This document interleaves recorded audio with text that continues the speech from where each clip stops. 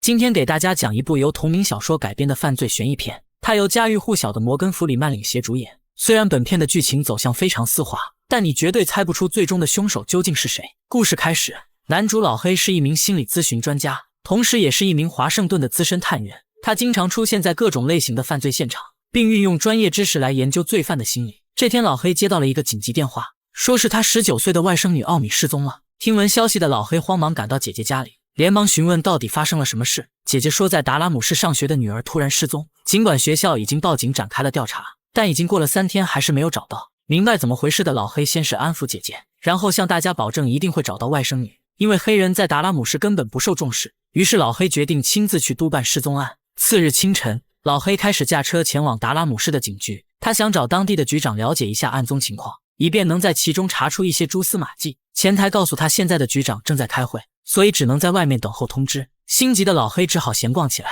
却没想到无意闯进了一间资料室。迎面墙上的内容看起来有些奇怪，仔细看清是上面贴满了失踪女孩的照片，这表明外甥女的案子绝非偶然。难道说本市发生了连环失踪案吗？这时有2名探员走了进来，左边的男人叫尼克，右边的男人叫大卫。尼克一眼认出了老黑的真实身份，于是热情地打起了招呼。在了解了老黑的来意之后，尼克解释说，局长开完会去了一个现场，说是刚有人报警发现了一具女尸。这么精彩的剧情，用我新换的 iPhone 16看就是高清。那大家换新后旧的一般咋处理呢？像我每次换下来的旧手机、手表、相机，都会叫转转免费上门回收，价格满意现场打钱。我之前的 iPhone 14还卖了2800多，躺在家里就把旧手机给卖了，特别省心。要我说，趁着旧机还值钱，赶紧叫转转上门回收就对了。联想到失踪的外甥女奥米，听闻消息的老黑不由得紧张起来。事不宜迟，跟随尼克前往现场。老黑也顺势问起了墙上的照片。尼克表示，最近本市出现了一个连环杀手，他已经在短短几个月内绑架了多个女孩，其中就包括老黑的外甥女奥米，他们的年龄普遍都在20岁左右。截至目前已经有2人遇害，而现在要去看的有可能是第3名遇害者。值得一提的是，每次凶手都会留下一张纸条，上面的落款是一个名字大情圣。警方猜测凶手可能有些自恋，甚至还要堂而皇之的故意留下昵称。数小时后，老黑在尼克的带领下抵达了现场。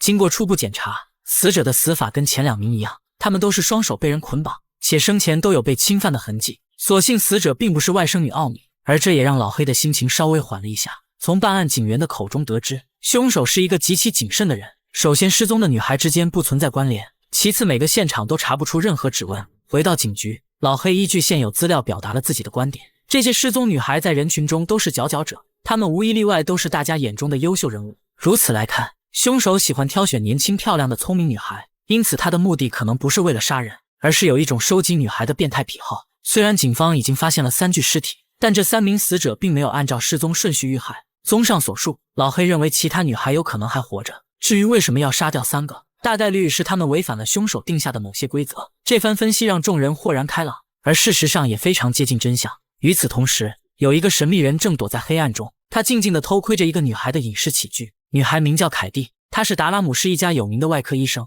每天的凯蒂自信又美丽，但殊不知她的气质已经被人盯上，而凶手就藏在周围的人群当中。一天晚上，凯蒂被一阵细碎的脚步声吵醒，起初她以为是外面的小动物，但很快又听到了窗帘被拉上的声音，这下让凯蒂意识到有人闯了进来，于是蹑手蹑脚来到楼梯口观察。此时整个房间突然安静的可怕，但紧接着有一只大手捂住了她。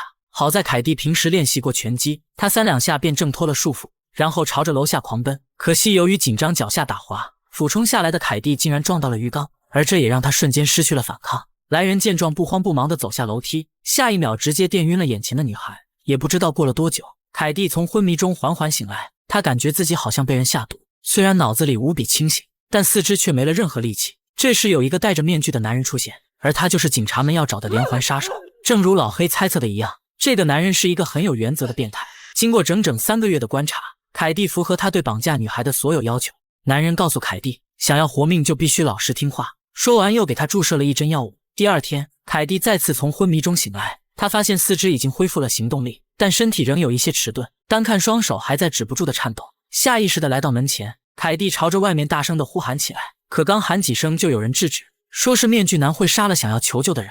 此话一出，让凯蒂感到不可思议，原来这里还关押着更多的女孩。随即凯蒂自我介绍报出了名字，其他人也纷纷随声回应，其中有个女孩名叫奥米，显然她就是老黑失踪的外甥女。另一边，凯蒂失踪的消息已经上了新闻，老黑也不得不研究起了新的案宗。就当他认真的翻阅资料时，突然有人从门缝塞进了一张明信片。疑惑的老黑拿起来查看，上面的署名竟然是大情圣。意识到这是凶手的挑衅，老黑当即掏枪追了出去。只可惜此刻的外面已经空空如也，而所谓的大情圣早就逃之夭夭。从明信片上的内容来看，凶手称呼被绑的女孩为婢女。众所周知，婢女是伺候皇帝的侍奉者，从这就能看出大情圣的自恋程度有多高，也说明了他的嚣张气焰已经有恃无恐。与此同时，醒来后的凯蒂练习起了拳击，他想通过运动来恢复自己的体力。平时的自律和坚强在此刻派上了用场，但也预示着他的危险多了几分。很快，面具男又拿着针剂回来了。他的这种药物非常特殊，主要作用是让猎物慢慢丧失行动力。聪明的凯蒂假装十分虚弱，蜷缩着身体等待男人上前打针。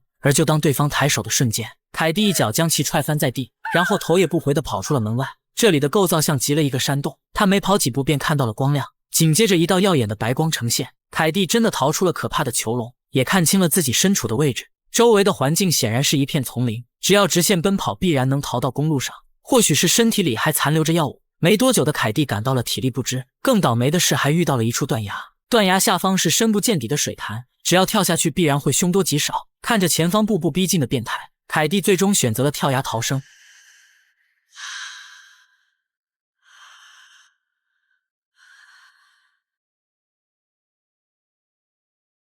当天晚上，老黑接到了警方的电话，说是有名垂钓者发现了漂流的凯蒂，而现在正被送往医院进行救治。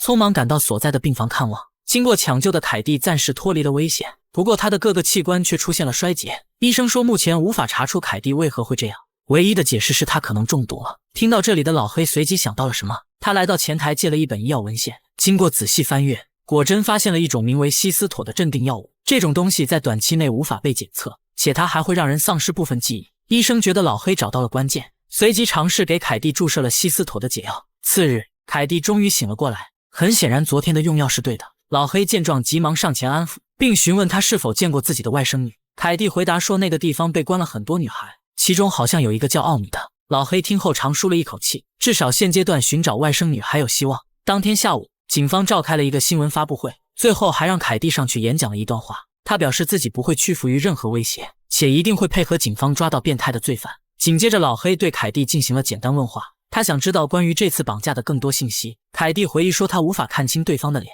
因为凶手一直都戴着面具。至于被困的位置，凯蒂说这段记忆在脑海里非常模糊，或许是紧张，又或许是药物刺激。当时除了一处断崖，他什么都不记得了。这样的回答让老黑陷入困境，但很快事情又迎来了转机。隔天一大早，老黑通过药物追踪找到了新线索。2年前，有一个叫鲁道夫的整形医生购买了大量西斯妥，理论上这种药物并不适用于整形，所以鲁道夫存在着重大嫌疑。更关键的是，就在外甥女失踪的几天后，洛杉矶市也失踪了一个黑人女孩，而鲁道夫的医院恰好就在洛杉矶，两个巧合遇到一起必不是偶然。老黑认为鲁道夫可能就是凶手，且他还穿梭在2个城市间流窜作案。为了验证自己的猜想，老黑带着凯蒂来到了洛杉矶，在当地警员的帮助下，他们很快掌握了鲁道夫的行踪。因为被困的女孩还在对方手上，所以众人暂时没有打草惊蛇。